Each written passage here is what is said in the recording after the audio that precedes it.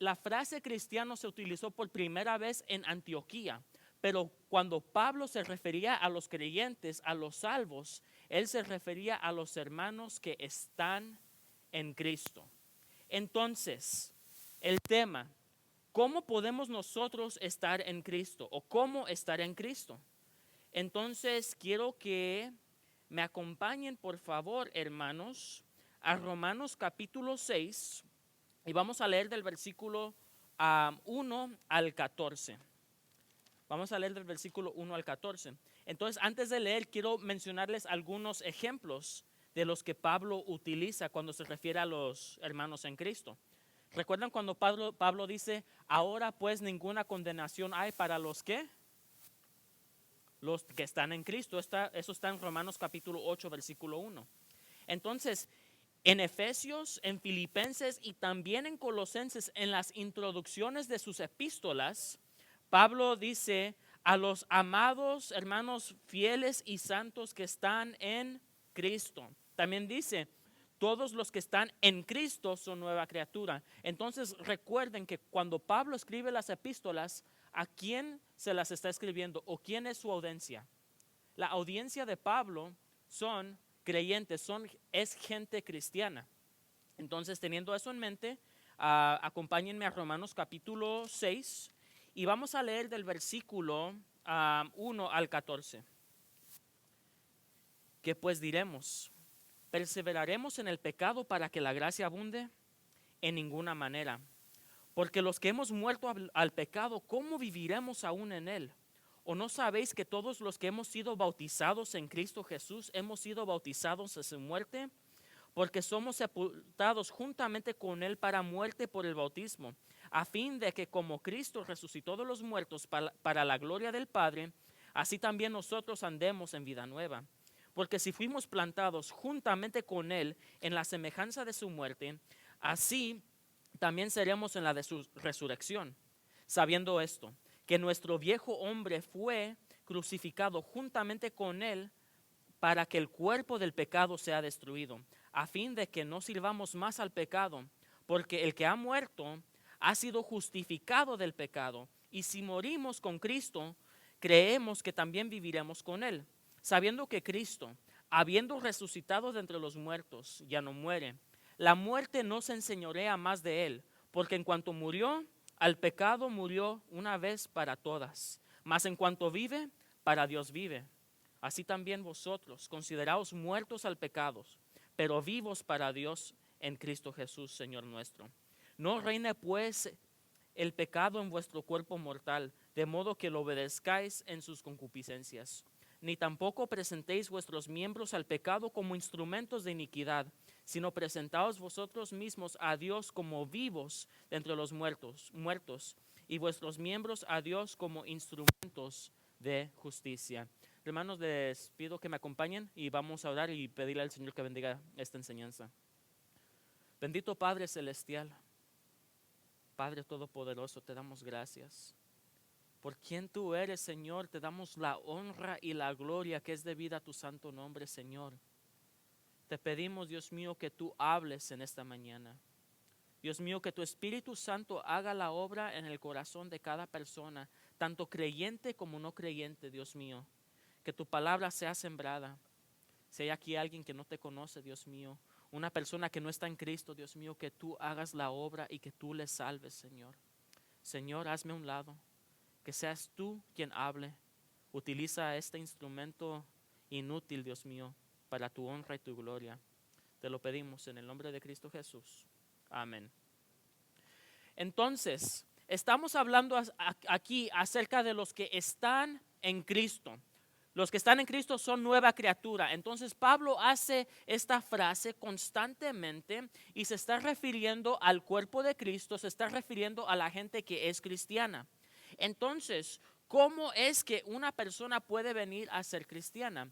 Les pido que mantengan Romanos capítulo 6 porque ese va a ser nuestro tema base, pero nos vamos a estar moviendo en otros versículos. Pero si recuerdan, la primera vez que se habla acerca de un nuevo nacimiento es la conversación que Cristo tiene con un fariseo que un fariseo vino de noche para hablar con él. ¿Alguien recuerda cómo se llamaba ese fariseo? Nicodemo. Entonces Nicodemo vino hacia Cristo y Cristo le empieza a explicar que es necesario que él nazca de nuevo. Entonces acompáñenme a Juan capítulo 3, del versículo 3 al 6.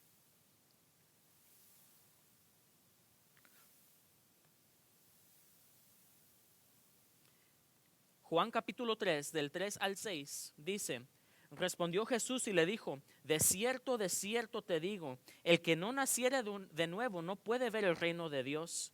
Nicodemo le dijo: ¿cómo puede un hombre nacer siendo viejo? ¿Puede acaso entrar por segunda vez en el vientre de su madre y nacer?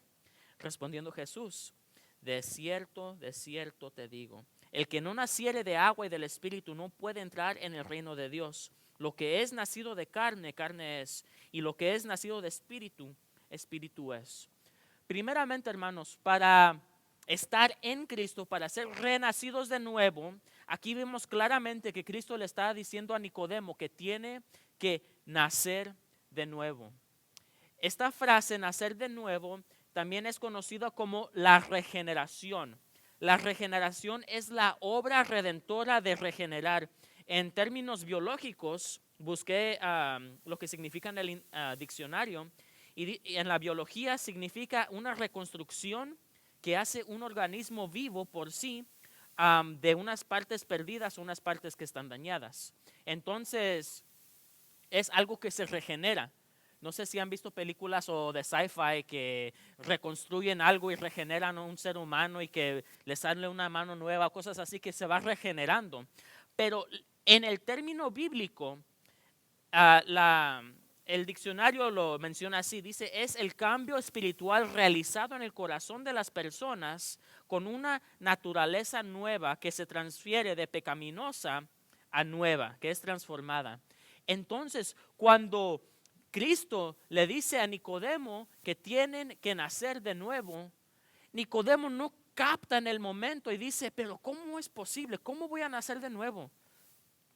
¿Un hombre mayor, grande, acaso puede entrar en el vientre de su madre? Es imposible. Y Cristo le dice: Nicodemo, tú eres un rabí, tú eres un maestro y no entiendes las cosas que yo te digo. Y Nicodemo no captaba lo que era el nacimiento nuevo.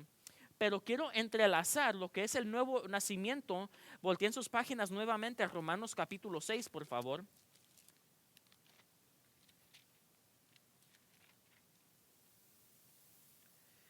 Entonces, Romanos capítulo 6 nos menciona algo acerca del nuevo nacimiento. Cristo le dice a Nicodemo que tiene que nacer del agua y del Espíritu.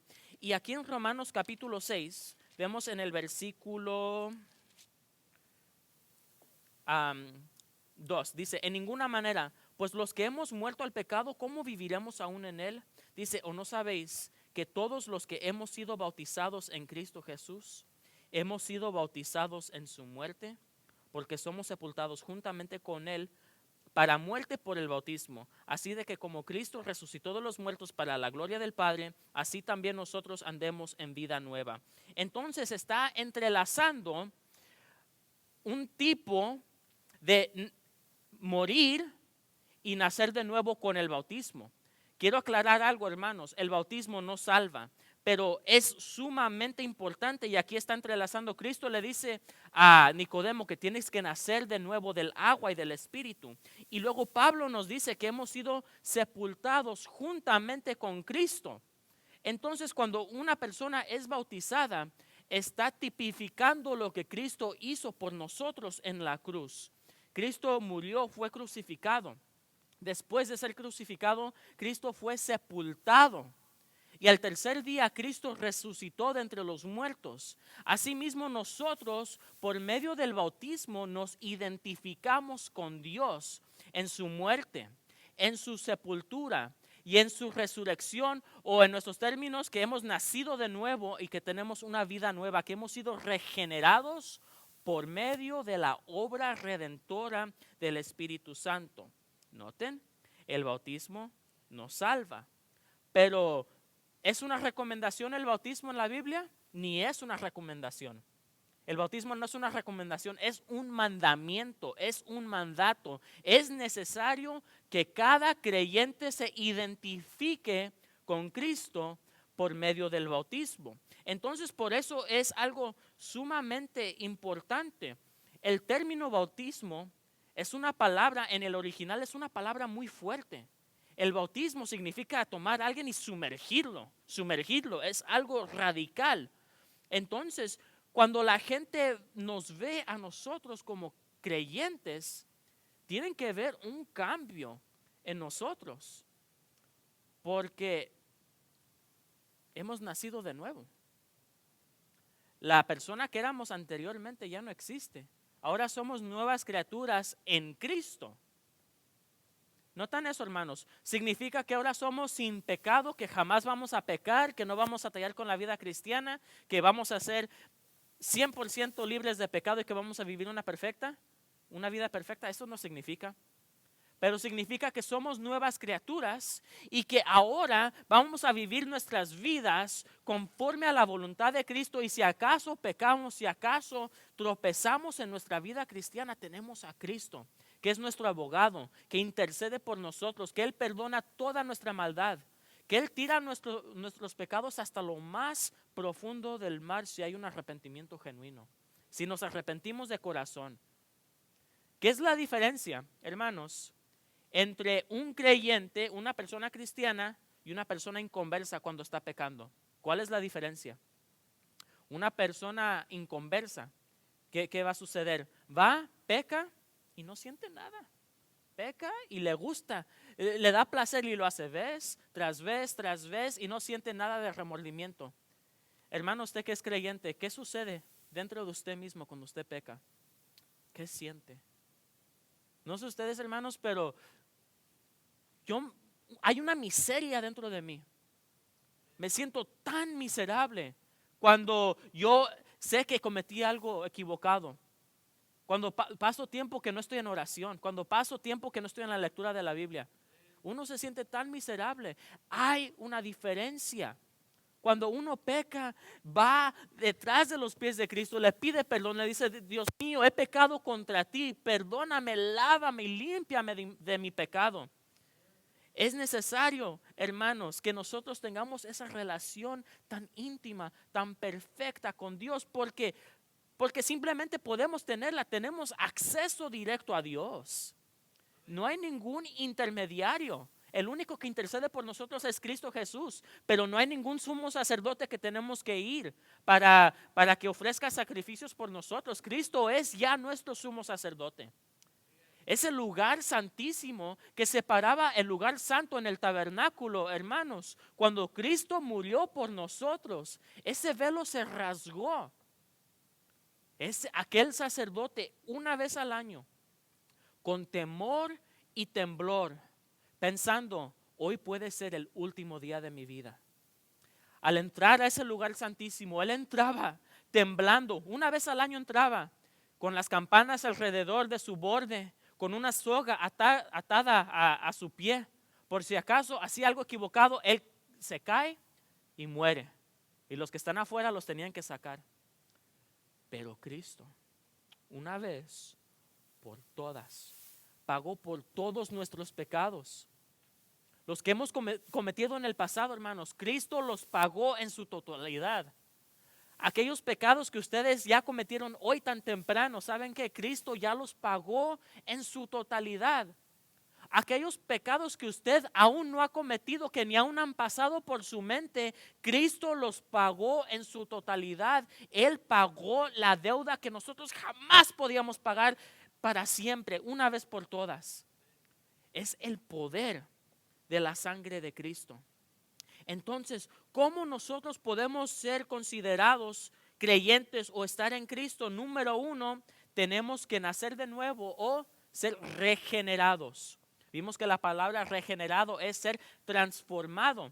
Algunos ejemplos de la regeneración en la Biblia, no sé si algunos de ustedes recuerden en Ezequiel, cuando él tiene la visión y está en un valle de huesos secos.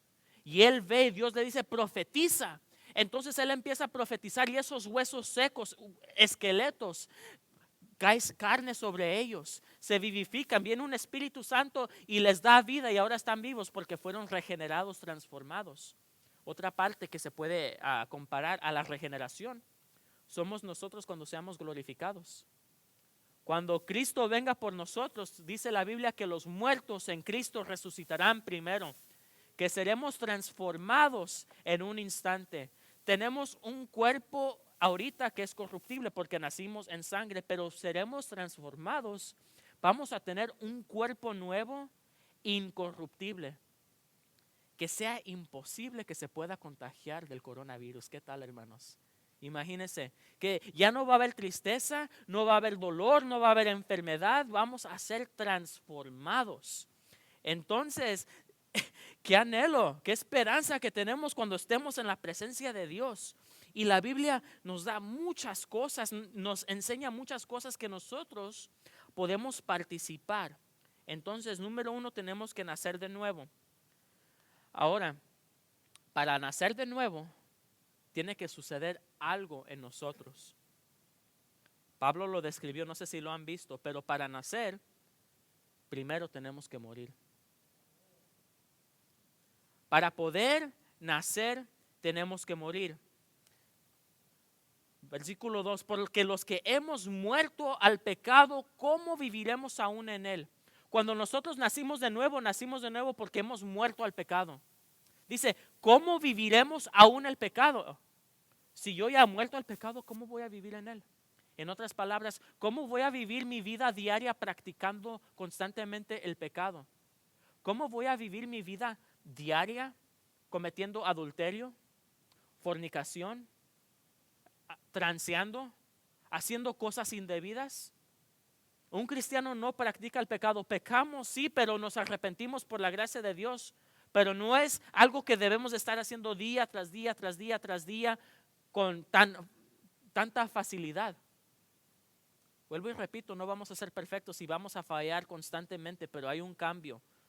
¿Cómo vamos a vivir en el pecado? ¿Cómo vamos a tener una vida que practica el pecado constantemente si nosotros ya hemos muerto al pecado? Versículo 3.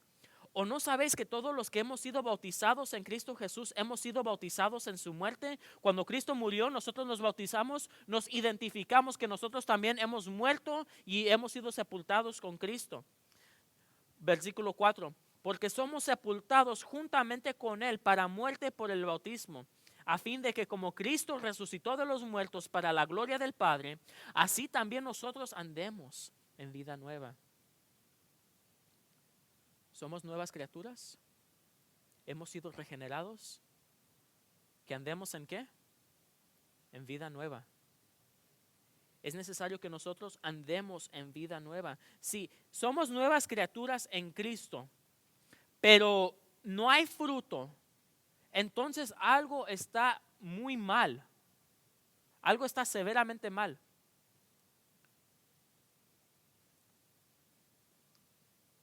Si un bebé no come, no se nutre, y ustedes lo sacan a pasear y ese bebé llega a fallecer, pero ustedes lo siguen sacando, lo cuidan o hacen X cosa, pero ese bebé está muerto, no puede hacer nada, no puede crecer, está allí.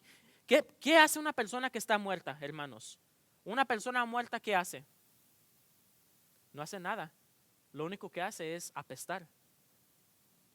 Entonces, hermanos, si nosotros estamos muertos en delitos y pecados, somos incapaces de hacer nada por Dios. Nuestras obras no cuentan para nada. Nuestras mejores obras no cuentan porque estamos muertos.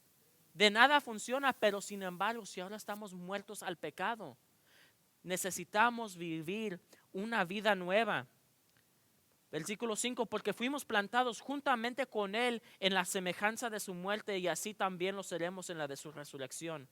Sabiendo esto, que nuestro viejo hombre fue crucificado juntamente con Él para que el cuerpo del pecado sea destruido, para que el cuerpo del pecado sea destruido. Nosotros tenemos lo que es conocido como el viejo hombre. Dice que ese viejo hombre tiene que estar juntamente crucificado con Cristo. Nacimos de nuevo. Ustedes que han pasado por el discipulado, hemos aprendido de las naturalezas que tenemos. Cuando nacimos de nuevo tenemos una nueva naturaleza que está dentro de nosotros, que es la naturaleza de Cristo. Sin embargo, dentro de nosotros, dentro de nuestro cuerpo mortal, reina otra naturaleza, que es la naturaleza que nosotros heredamos de Adán.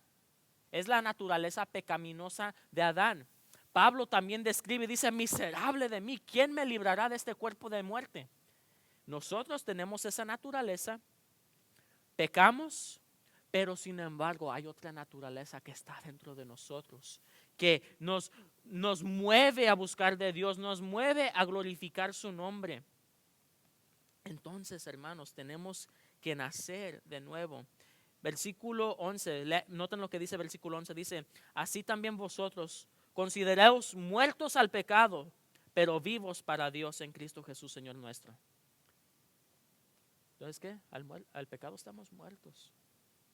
Necesitamos morir al pecado. Estamos juntamente crucificados con Dios. Tenemos que morir. Pero, ¿saben qué, hermanos? Tenemos que morir. Pero esta maldita carne, este cuerpo de muerte, esta naturaleza pecaminosa está dentro de nosotros hasta que estemos con el Señor. Entonces tenemos que morir todos los días. Todos los días tenemos que mortificar la carne, tenemos que mortificar al pecado. No sé si ustedes recuerdan la jornada que tuvo el pueblo de Israel cuando salió de Egipto, como Dios los saca con una mano poderosa y estuvo con ellos, les proveía todo lo que ellos necesitan. ¿Tienen calor? ¿Qué hace Dios? Les da una nube que los guía y les da esa sombra que ellos tanto necesitan. ¿Tienen frío? Dios envía esa columna de fuego que los guía. ¿Tienen hambre? Dios provee ese maná. ¿Tienen sed? Dios provee esa agua que salga de la roca o convierte esa agua amarga en dulce, pero Dios provee todo lo que necesitan. El calzado de sus pies no se gastó en los 40 años que estuvieron en el desierto. Dios proveía todo, pero no fue fácil para ellos. Estuvieron en una rebeldía constante. Cuando salieron de Egipto, Egipto significa la vida vieja, el viejo hombre donde nosotros estábamos anteriormente. Salen de Egipto y entran en el desierto antes de entrar a la tierra prometida. Mientras están en el desierto es difícil para ellos. Se quejan, se cansan. Imagínense caminar por 40 años en un desierto. Fue muy difícil, pero el desierto, ¿saben lo que significa? En la Biblia significa la vida cristiana. La vida cristiana es difícil. Es tan difícil vivir la vida cristiana. Porque batallamos con el pecado a diario. ¿Y qué hacía el pueblo de Israel en el desierto? Tenían batallas. Venía un pueblo y había batallas. Peleaban y había otro pueblo y peleaban constantemente. No sé si recuerdan cuando estaba la batalla y Moisés tenía las manos alzadas hacia el cielo y cuando se cansaba y bajaba las manos, Israel perdía, pero cuando subía las manos implorando al Señor, Israel estaba ganando la batalla. Hasta que ya no podía tener sus manos levantadas, que vienen sus siervos y le ayudan a mantener las manos en alto. ¿Recuerdan eso? Pero el pueblo de Israel estaba peleando constantemente, casi a diario. Nosotros tenemos que pelear con el pecado a diario. Vamos a batallar con tantas cosas. Algunas malas costumbres que tenemos, algunas adicciones que tal vez tenemos, los pensamientos que pasan por nuestra mente. Tenemos que luchar con eso todos los días. Y sí, es difícil. Y saben qué malas noticias, tienen que luchar con eso todos los días hasta que ustedes se mueran. Es la verdad. Tenemos que batallar con eso. Pero somos más que victoriosos por medio de aquel que nos amó. Cristo está con nosotros. Si Él está con nosotros, ¿quién contra nosotros? Somos más que vencedores. Tenemos el Espíritu Santo que nos guía. Tenemos la palabra de Dios con la cual podemos luchar y combatir en contra del pecado. Dios no nos deja aquí solitos. Él nos da todas las herramientas necesarias para que nosotros podamos llevar una vida cristiana victoriosa. Todas. Allá de ustedes si no quieren usar las herramientas. Efesios capítulo 6, cuando dice que nos vistamos de toda la armadura de Dios. Todo eso, ¿saben qué? Cuando somos salvos, Dios nos da toda esa herramienta. El yelmo de la salvación, la espada del Espíritu, que es la palabra de Dios, la verdad, la justicia. Todo eso nos ha sido imputada a nosotros por medio de la muerte de Cristo. Cristo, cuando murió, y lo menciono casi siempre cuando yo predico, pero esto es tan importante que nosotros entendamos el intercambio que hubo allí. Cuando Cristo muere, todos los pecados que ustedes y yo hemos cometido fueron puestos sobre Cristo. Pónganse a pensar, hermanos, familia que nos escucha. ¿Cuál es el peor pecado imaginado que ustedes pueden pensar? ¿O quién es la persona más cruel que ha existido en la faz de esta tierra? Ustedes pueden pensar en Stalin, pueden pensar en Nerón, pueden pensar en Hitler. Ustedes pueden empezar a pensar en todos estos hombres que cometieron tantos pecados tan sucios y asquerosos. ¿Saben qué? Cristo, cuando murió, tomó todos esos pecados y más sobre sí mismo. Y cuando resucitó, esos pecados, cuando uno se arrepiente, quedan sepultados. Él sepulta nuestros pecados en lo profundo del mar y no se acuerda de lo que hemos cometido por amor a nosotros y nos da una vida nueva.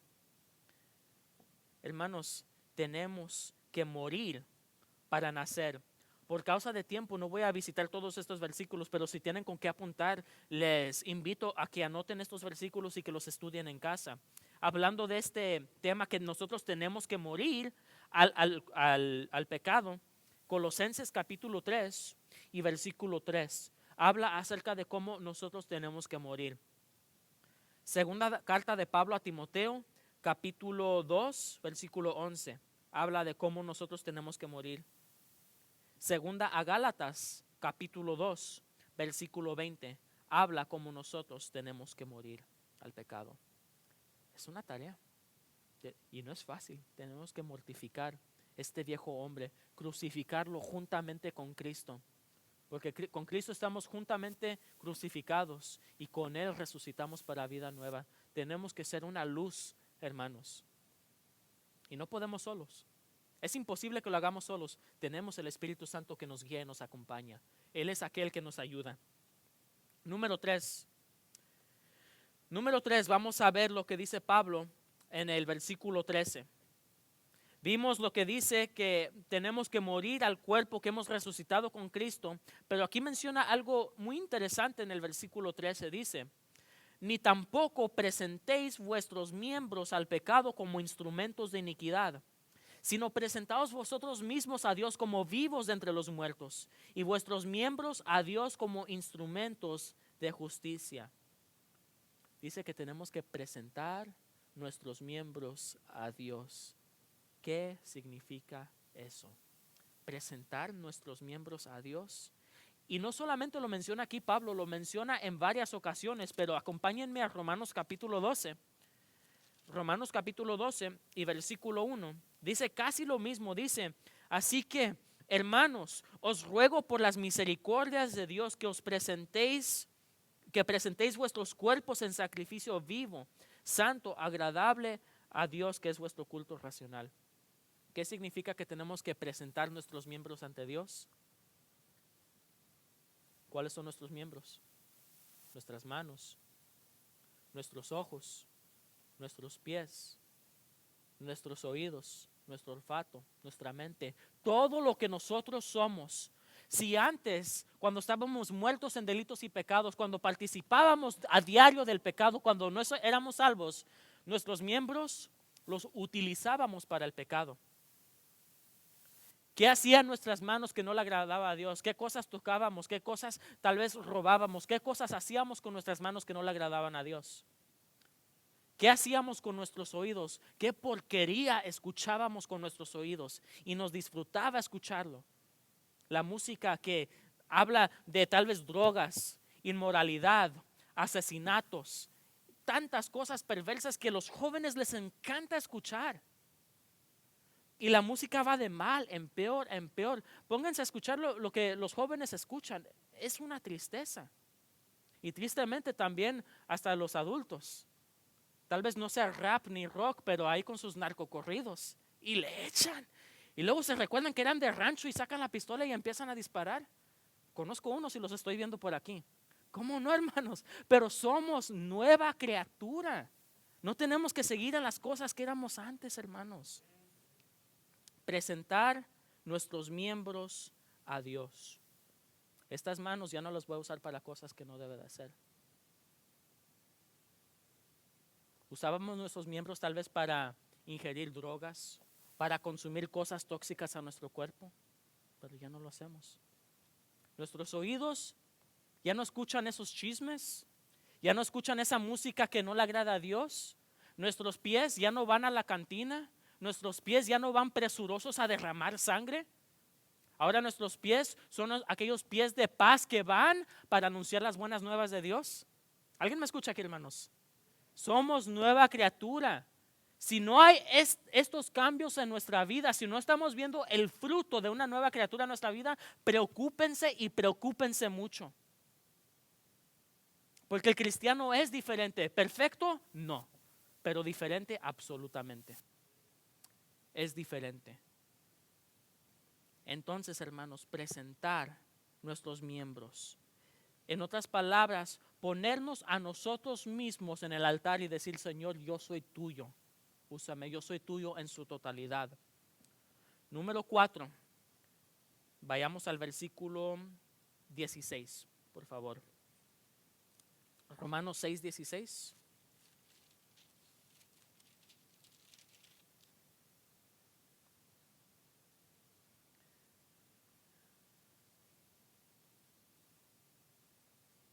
Dice, ¿no sabéis que si sometéis a alguien como esclavos para obedecerle, sois esclavos de aquel a quien obedecéis, sea del pecado para muerte o sea de obediencia para justicia? 17:18 dice, pero gracias a Dios que aunque erais esclavos del pecado, habéis obedecido de corazón aquella forma de la doctrina de la cual fuisteis entregados, y libertados del pecado, vinisteis a ser siervos de la justicia. Noten esta palabra que Pablo utiliza que dice, vinisteis a ser siervos de la justicia. En este versículo, Pablo usa la misma palabra cuando primero se introduce a los romanos en la epístola. En el versículo, capítulo 1 y versículo 1, vayamos ahí rápidamente. Cuando Pablo hace su introducción a los romanos, dice, Pablo, siervo de Jesucristo, llamado a ser apóstol, apartado para el evangelio de Dios. Entonces utiliza esa palabra siervo, la misma palabra que se utiliza acá. Dice que vinisteis a ser siervos de la justicia. Ahora, esa palabra, siervos, en el griego, porque fue escrito, este libro fue escrito en el griego original. En el griego la palabra es doulos, D-O-U-L-O-S, doulos. ¿Qué significa siervo en esta palabra? Esta palabra no significa que es un siervo que viene, que trabaja y que le pagan y que se va. No es una persona empleada. Doulos es una persona que es una esclava. Es una persona esclava, significa que una persona pagó un precio por un esclavo, por un doulos. Ahora ese doulos viene a ser su propiedad. Entonces cuando dice Pablo, siervo de Cristo, está diciendo Pablo, esclavo de Cristo. Y cuando dice que nosotros tenemos que ser siervos de Cristo, dice que tenemos que ser esclavos de Cristo. No que nos paguen, terminamos nuestro trabajo y nos podemos ir. En otras palabras, si eres un esclavo, eres propiedad de tu amo. ¿Ok? Pablo dice que nosotros tenemos que ser esclavos, que somos ya propiedad de nuestro amo, que es Dios. Nosotros ya no nos pertenecemos a nosotros mismos. Tenemos un amo que es Dios. Él es nuestro Señor, Él es nuestro Rey y Él es el dueño de nosotros. Pero cuánta gente, cuántos de nosotros vivimos la vida como si nosotros somos los dueños de nuestra propia vida. Yo hago lo que yo quiero. Si se me da la gana, yo hago aquello. Es mi vida. Y luego los jóvenes, YOLO, you only live once. Qué razonamiento tan equivocado. Vosotros no sois vuestros. Nosotros somos propiedad de Dios. ¿Por qué? Recuerden, el amo para conseguir un esclavo tiene que pagar un precio. Pues, ¿saben qué, hermanos? Cristo pagó por nosotros. Él pagó un precio por nosotros. Así que nosotros ya le pertenecemos a Él porque Él nos compró. Entonces, esta palabra doulos muchas veces en el Nuevo Testamento se relaciona con otra palabra. La otra palabra es kurios, que significa Señor. Kurios, K-U-R-I-O-S, kurios. Entonces, la palabra kurios en el hebreo viene siendo Adonai. No se me aburran, hermanos, quiero mantener su atención aquí. Entonces, la palabra kurios es en el griego, la palabra Adonai es en el hebreo. La palabra Adonai se utiliza para referirse al gran Dios soberano. Ok, ¿me entienden? Sin embargo, en el Nuevo Testamento, la palabra kurios se utiliza en tres maneras distintas. Ok, entonces, kurios primero significa a una persona para decir Señor. Entonces, de una manera respetuosa, hola Señor, buenos días, ¿cómo está? Hola Señor, Señor, de una manera respetuosa para decir Señor. La otra manera es que la misma palabra que se aplica a Adonai, que es el gran Dios y jefe soberano, que es el creador de todo, el gran kurios. Y la tercera forma que se utiliza la palabra es en referencia a una persona que es el Señor o es el amo de alguien más, que compró a alguien con un precio. Entonces, hermanos, Cristo, aquí se utiliza la palabra y se aplica hacia nosotros en dos maneras. Una, que Dios es el gran soberano de nuestra vida. Él es el gran rey y Él es quien está en control de todo. Y dos, significa que Él es nuestro amo porque Él pagó por nosotros. Acompáñenme a Primera de Pedro capítulo 1 y versículo 18, por favor.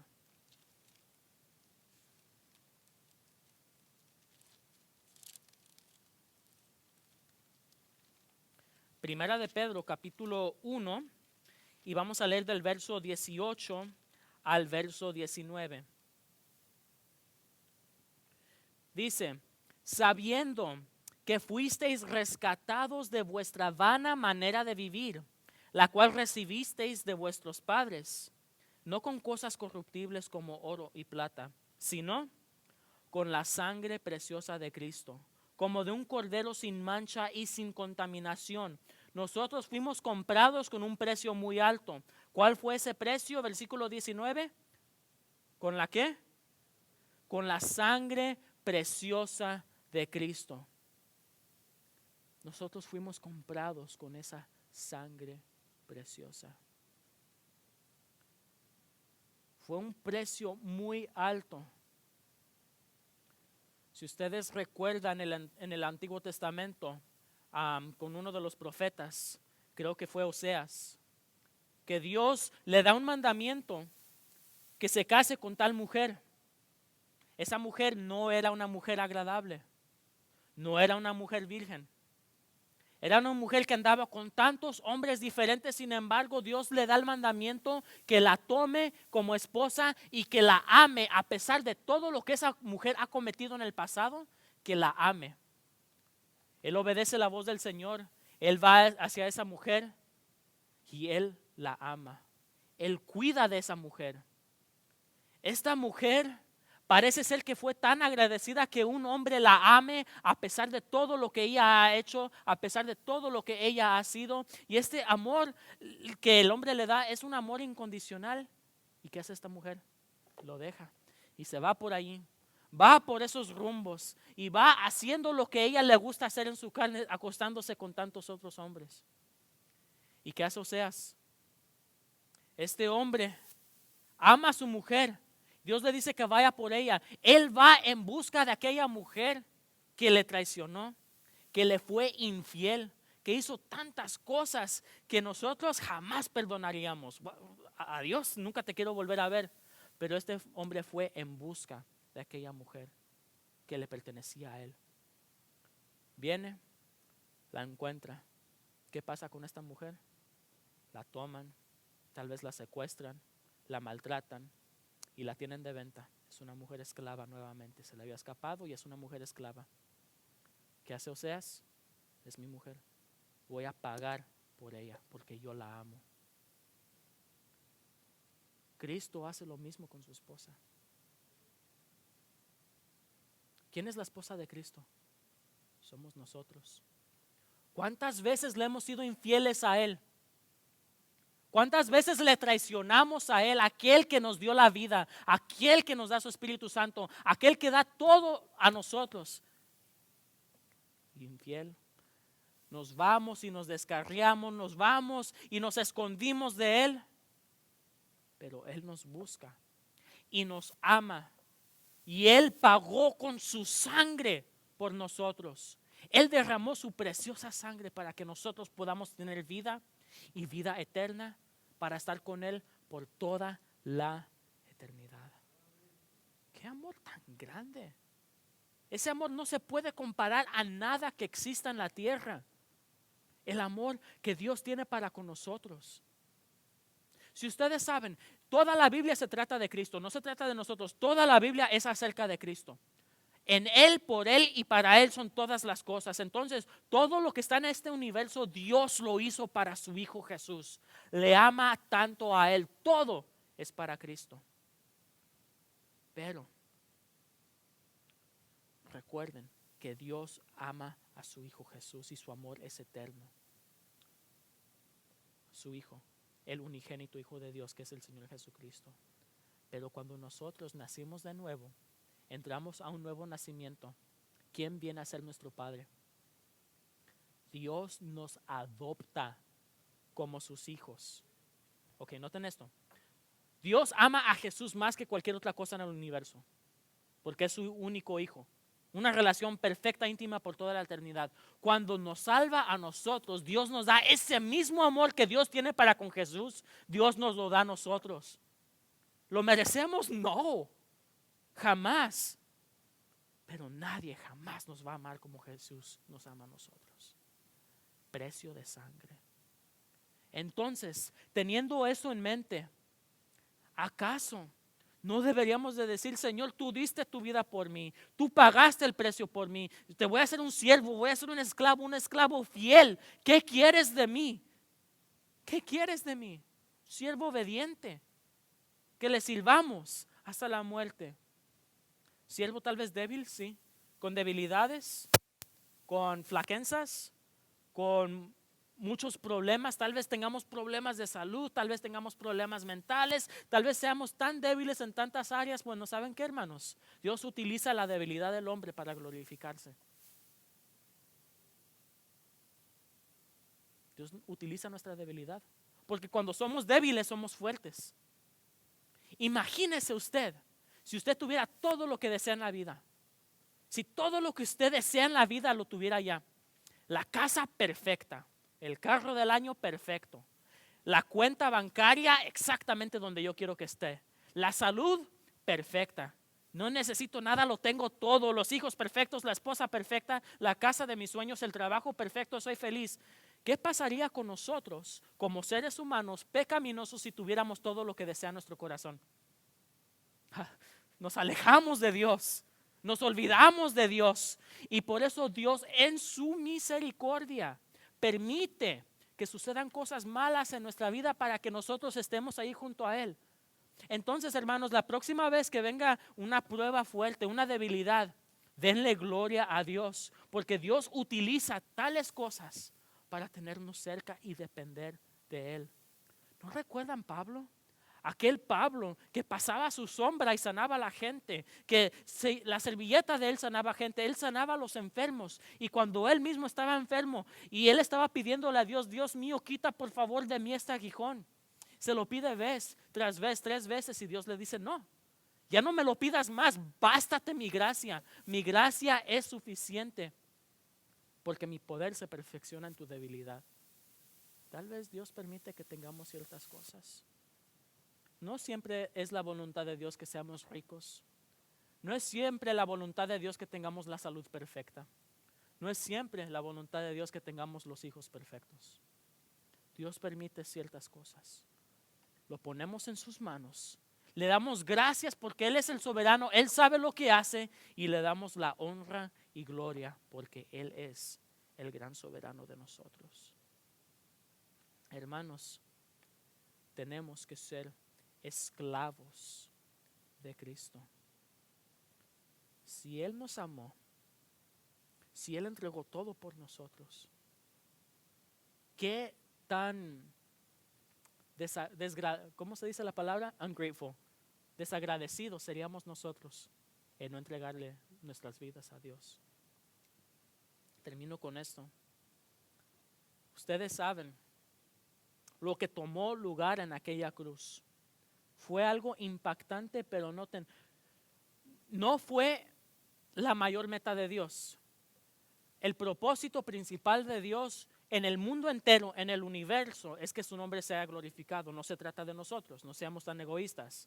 Dios no hace todo por nosotros. Dios no es un genio que pedimos unos deseos y Él está ahí para cumplir todo lo que queramos. No, ese no es el Dios de la Biblia. Es un Dios grande y temible. Entonces, todo lo que Dios hace, lo hace por su Hijo, lo hace para su honra y su gloria. Dios desde el principio, en Génesis capítulo 3, después de la caída, Dios hace una promesa. Nosotros caímos, entramos en pecado, tenemos la naturaleza pecaminosa y Dios le hace una promesa al diablo. Y esa promesa que Dios le hace al diablo es una promesa tan increíble porque ¿qué es esa promesa? Que va a venir alguien de la simiente de la mujer que va a aplastar su cabeza. Dios lo prometió, pasaron los años, pasaron tal vez 2000 años y eso se cumplió. Cristo vino y aplastó la cabeza de la serpiente para siempre. ¿Cómo? Por su muerte en la cruz. Dios, cuando creó el universo, Él dice, vayamos y hagamos el hombre a nuestra semejanza, a nuestra imagen. Cuando Dios dice, hagamos, ¿acaso cuántos dioses hay si Dios dice, hagamos? ¿A quién está hablando Dios cuando dice, vayamos y hagamos al hombre a nuestra imagen y semejanza? Está hablando con Dios. Dios el Padre, Dios el Hijo, Dios el Espíritu Santo. Es un Dios trino, un Dios eterno que siempre ha existido. Entonces, Cristo estaba allí presente cuando Dios creó el universo y cuando Dios hizo a Adán. Cristo estaba allí presente. Los siglos, la eternidad pasada, por los siglos de los siglos pasados, Cristo estaba en una comunión perfecta e íntima con el Padre. ¿Por qué? Porque Cristo es eterno. Pasan los años, Cristo viene y nace en la tierra. Cuando Cristo está en el jardín de Getsemaní, algo está sucediendo en Cristo. Él va a orar y está orando fervientemente. Su sudor son como gotas de sangre y está allí clamando. Y Cristo está diciendo, Padre, si es necesario que pase de mí esta copa, no se haga mi voluntad sino la tuya. Cristo está clamando al Padre, dice, si hay otra manera. Pero ¿saben qué? Dios no le respondió a Cristo. Dios le da la espalda a su Hijo. Cristo se separa de Dios, Dios se separa del Hijo. Están separados por la primera vez en toda la existencia, en toda la eternidad. Dios le da la espalda a Cristo. Uno dirá, qué padre tan cruel, ¿cómo le puede hacer eso a su único hijo? ¿Cómo es posible que Dios le dé la espalda a Cristo? Porque Dios es santo, Dios es justo y Dios aborrece el pecado. Y aquel que no conoció pecado por nosotros hizo pecado. ¿Saben por qué Dios le dio la espalda a Cristo? Porque Cristo estaba tomando sobre Él mismo todos nuestros pecados. Todos nuestros pecados estaban cayendo sobre Cristo y como Dios es santo, Él no tolera el pecado. Y Dios le da la espalda a su Hijo Cristo. Cristo fue azotado. Cristo fue latigado 39 veces. Tuvo que cargar su cruz. Lo humillaron, le escupieron, le bofetearon, corona de espinas. Fue traspasado, fue crucificado y el dolor fue tan inmenso. Pero ¿saben cuál fue el dolor más grande de Cristo? Cristo no le temía al dolor físico. Cristo no le temía a la muerte. Es imposible decir que Cristo estaba llorando y que estaba ahí porque sabía que iba a morir. Claro que no. Los cristianos de la iglesia primitiva, cuando iban a ser asesinados, estaban gozosos y cantaban. Cuando los tiraban a los leones, se agarraban y dicen, vamos a morir por la causa de Cristo. Cuando John Huss fue ahí quemado en la hoguera, y también a John Rogers cuando fue quemado, ellos fueron quemados y estaban cantando las alabanzas, gozosamente estaban falleciendo por causa de Cristo.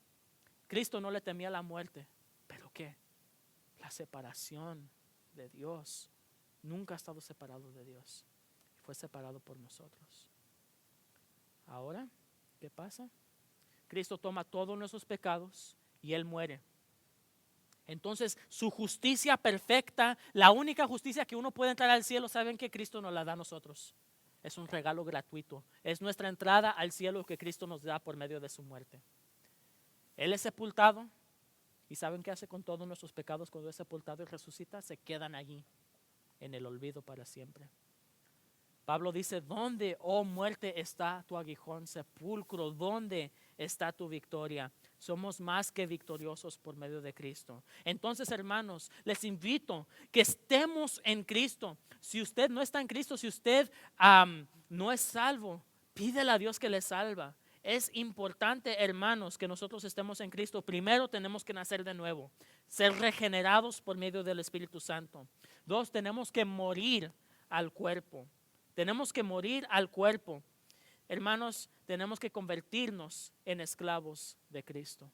Les animo, les exhorto, hermanos. Vamos a orar y que Dios bendiga su palabra. Señor Todopoderoso.